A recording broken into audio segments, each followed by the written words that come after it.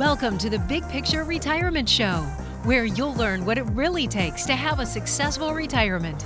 With over 20 years of experience, your host, Rick Rivera of Safeguard Investment Advisory Group, has seen it all and is here to help you achieve your retirement dreams. This is the Big Picture Retirement Show. Welcome into the Big Picture Retirement Show with Rick Rivera. I'm Mark Elliott. Rick is a partner at Safeguard Investment Advisory Group.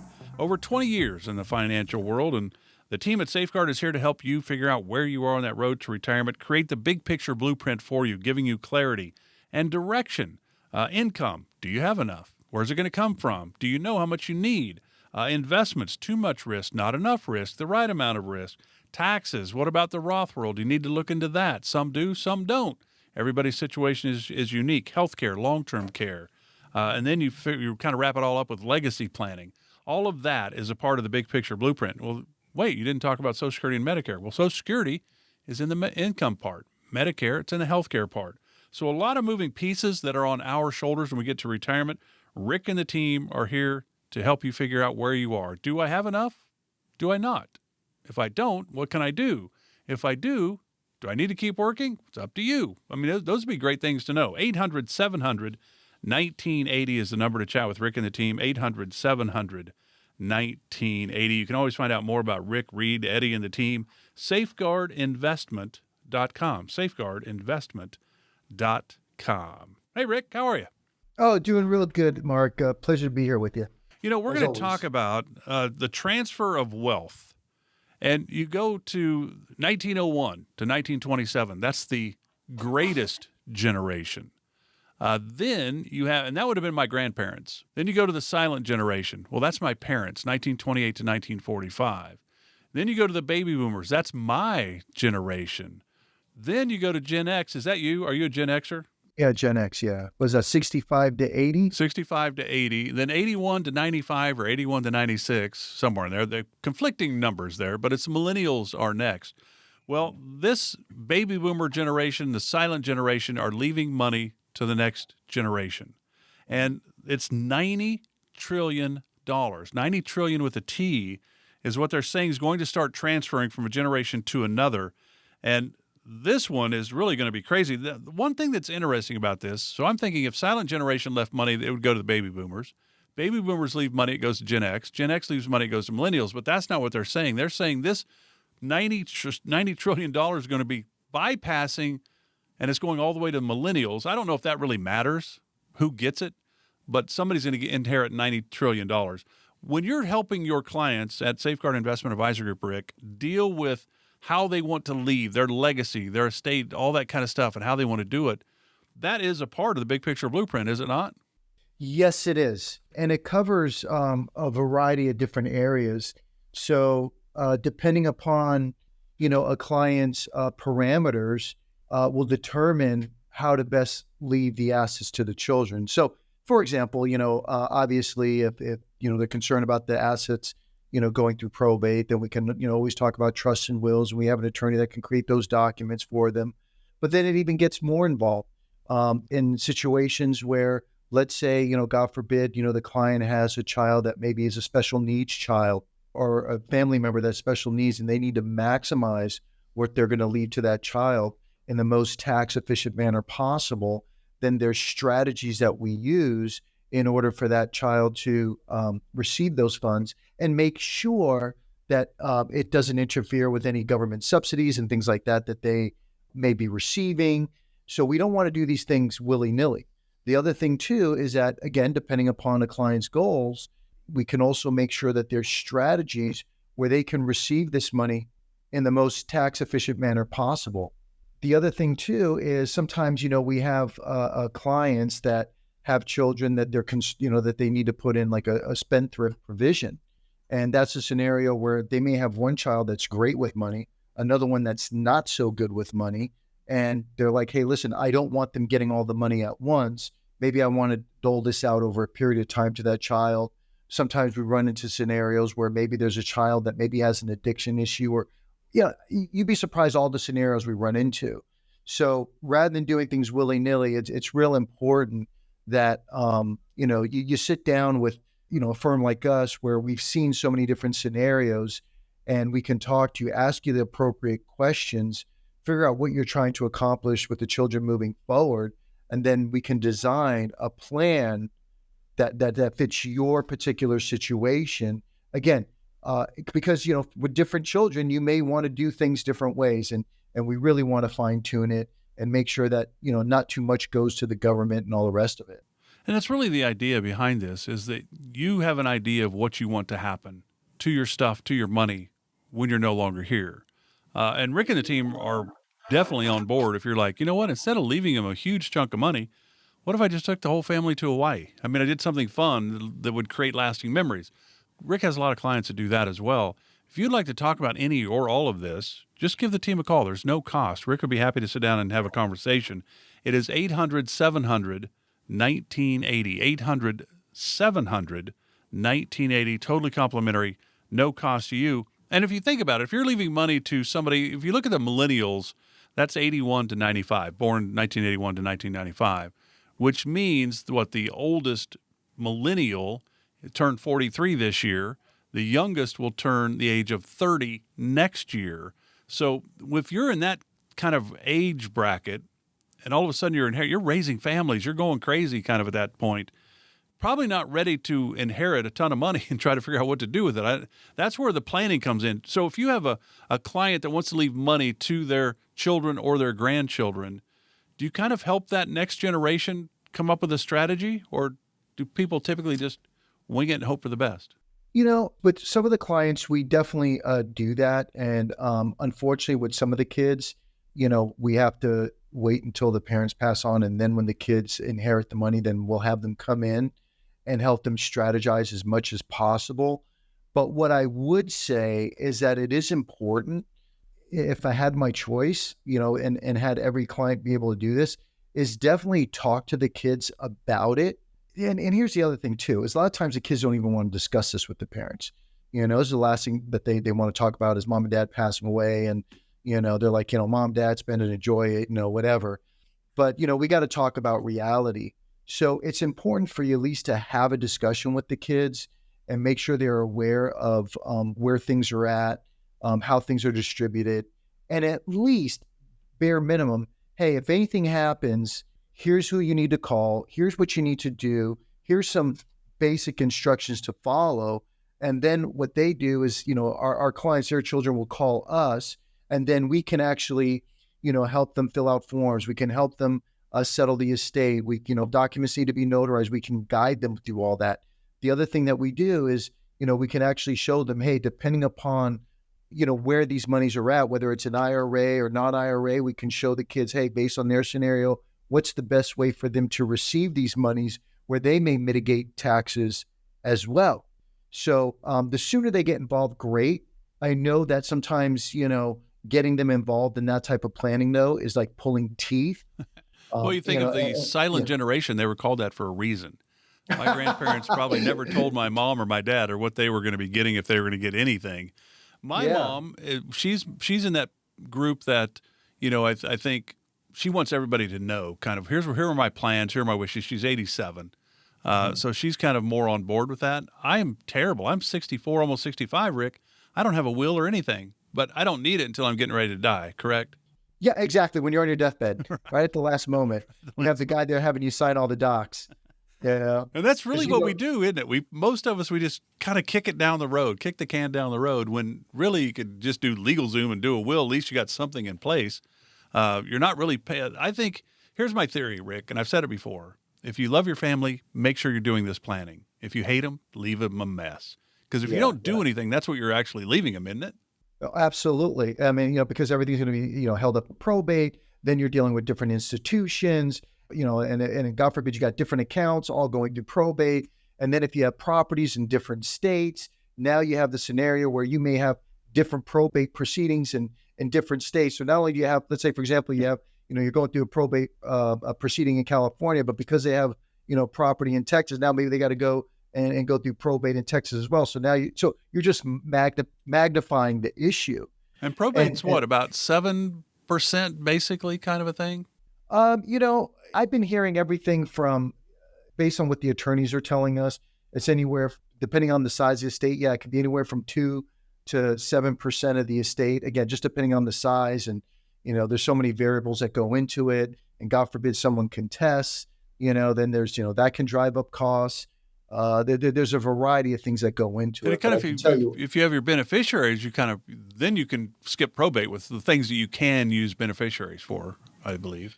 Yes. So for example, like with your IRAs, your 401ks, annuities, life insurance, things like that, those types of accounts automatically avoid probate. So as long as the beneficiaries are set up correctly, they will avoid the probate process. The other thing too is with your non-retirement accounts, let's just say regular, investment accounts, savings, things like that, CDs, whatever that are non-retirement accounts, you can set those up as well to avoid probate as long as you properly title those accounts. Some institutions, I believe the banks use POD, which just means pass on death. Brokerage institutions use TOD, which means transfer on death. And as long as those accounts have those designations, it will avoid the probate process. And if I can add one other caveat to that is as long as you have your primary and then contingent beneficiary, maybe those will be the kids, they will be able to receive the money avoiding probate. The only time you may not want to do it like that is if, let's just say, for example, you have a special needs child and you need to make sure that it needs to go into the trust and doled out through the trust, or maybe your child's underage and you have special provisions on how they should be receiving that money. So again, by sitting down with us, or even just giving us a quick call, we can talk about your situation, let you know what you can do, what you should be doing, or whether it's a trust or not, or whatever. We can let you know what's going to work best in your situation. And there's no cost to have a conversation with Rick and the team at Safeguard Investment Advisory Group. The number again is 800-700-1980, 800-700-1980. Now, it would be nice if we could, on our deathbed, fill out all the forms we needed, but that may not be the case. So you need to pre-plan for a lot of this. And that's certainly where Rick and the team can walk you through, because everybody's situation is unique. Everybody's hopes and dreams and how they want to leave things, we'll have different ideas on that. Rick and the team are here to help you. 800-700-1980. Back with more of the Big Picture Retirement Show with Rick Rivera of Safeguard Investment Advisory Group right after this. You're listening to the Big Picture Retirement Show with Rick Rivera. For more information about Rick and the Safeguard Investment Advisory Group team, go to safeguardinvestment.com. While you're there, you can also download educational retirement guides and sign up for an upcoming seminar. That's safeguardinvestment.com. Now, back to the podcast. Welcome back to the Big Picture Retirement Show with Rick Rivera of Safeguard Investment Advisory Group. It is 800-700-1980. If you have questions, you have concerns, we're talking about wills, trusts, powers of attorneys today on the program. So if you have questions about any of that, you want to talk with Rick, it's 800-700-1980. You can always go to the website to learn more, safeguardinvestment.com. All right, we're talking about, how do we leave money behind? How do we leave it to the next generation? And certainly the key is that you have a plan. You've actually got it written down. What goes to whom? How does it work? Is it in a trust? Is it a will? Powers of attorney, there's probate if you have just a will. So, Rick, walk us through. First, I think wills versus trust is something I don't really quite get.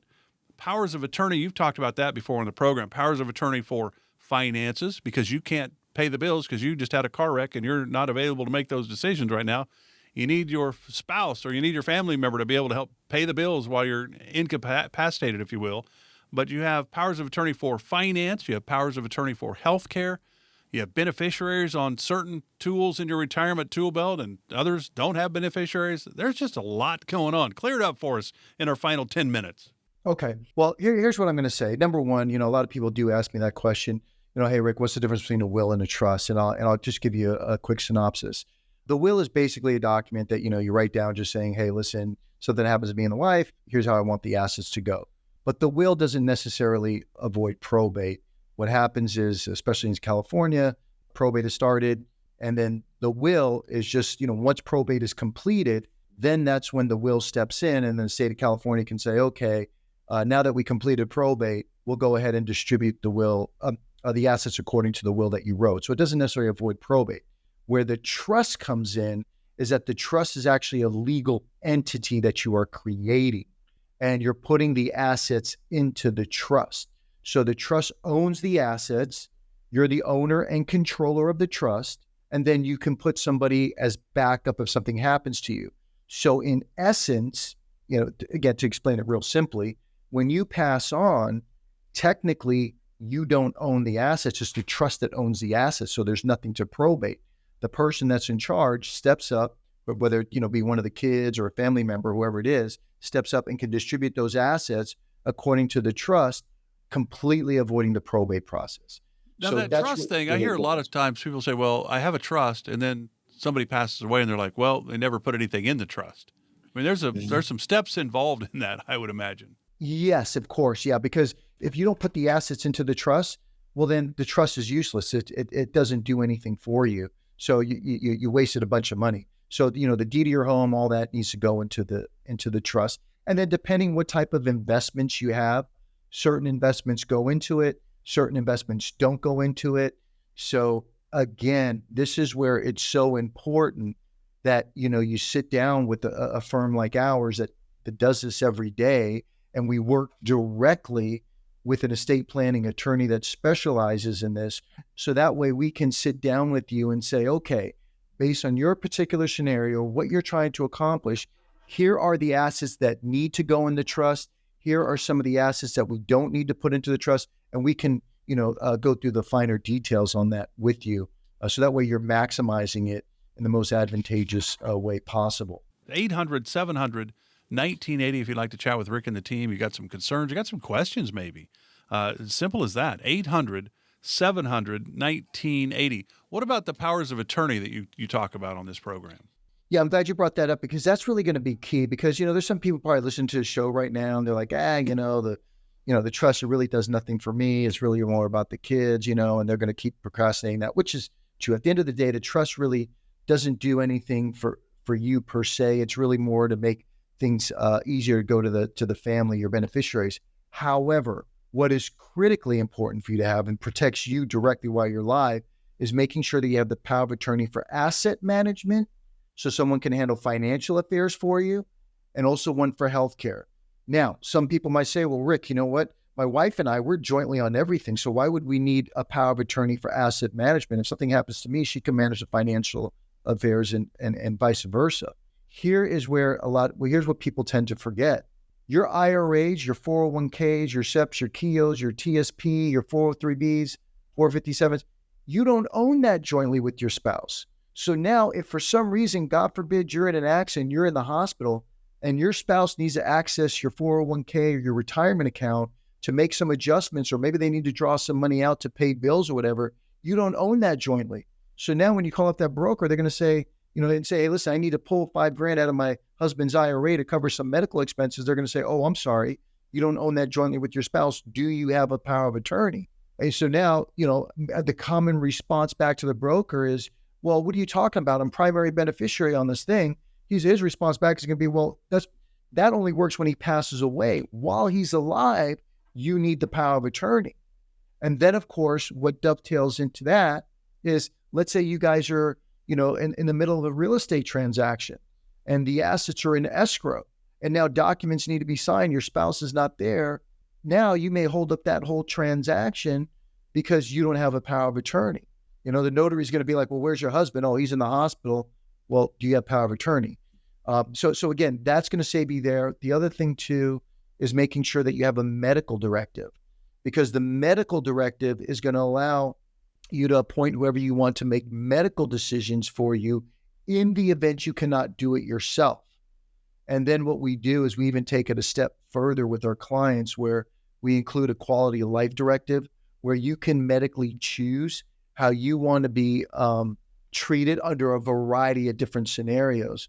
So that way, especially when there's more than one child involved, keep in mind, they don't always agree on which way they should go with mom and dad. One child might say, hey, listen, we should go this way with dad, this way with mom, and they're arguing about it.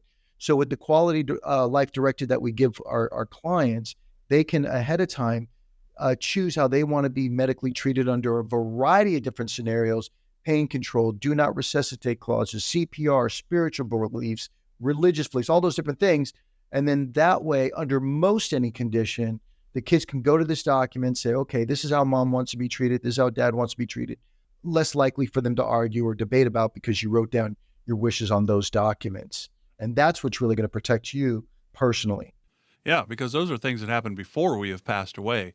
The Right. wills and the trust are kind of us taking control of things from the grave to a degree, I suppose.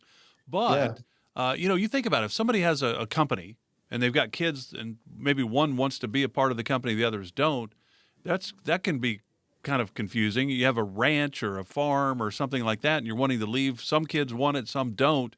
I mean, there's a lot of things that you really have to walk your clients through, and I'm sure you get some super complicated cases, and you get some that are really easy.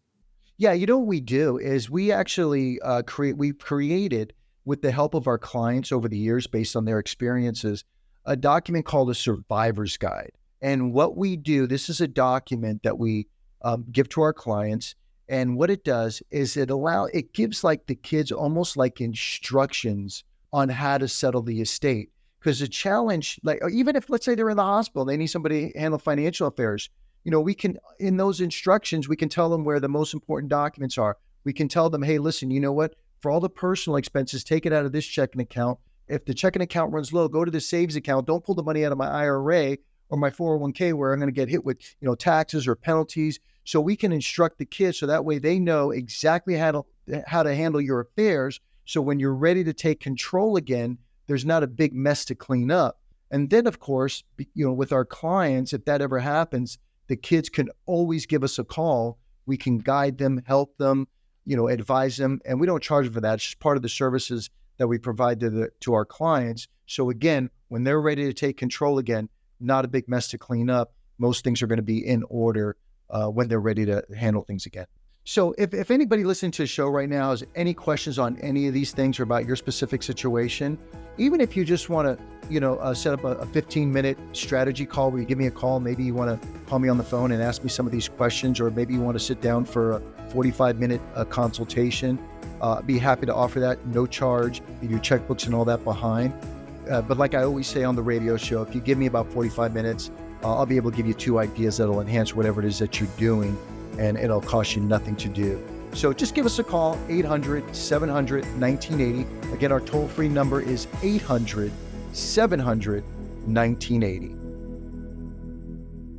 Firm offers insurance services. Safeguard Investment Advisory Group, LLC is a registered investment advisory firm. Investing involves risk, including the potential loss of principal. Any references to protection, safety, or lifetime income generally refer to fixed insurance products, never securities or investments. Insurance guarantees are backed by the financial strength and claims-paying abilities of the issuing carrier. This radio show is intended for informational purposes only. It is not intended to be used as the sole basis for financial decisions, nor should it be construed as advice designed to meet the particular needs of an individual's situation. Safeguard Investment Advisory Group, LLC is not permitted to offer, and no statement made during this show shall constitute tax or legal advice. Our firm is not affiliated with or endorsed by the U.S. government or any governmental agency. The information and opinions contained herein provided by third parties have been obtained from sources believed to be reliable, but accuracy and completeness cannot be guaranteed by Safeguard Investment Advisory Group, LLC.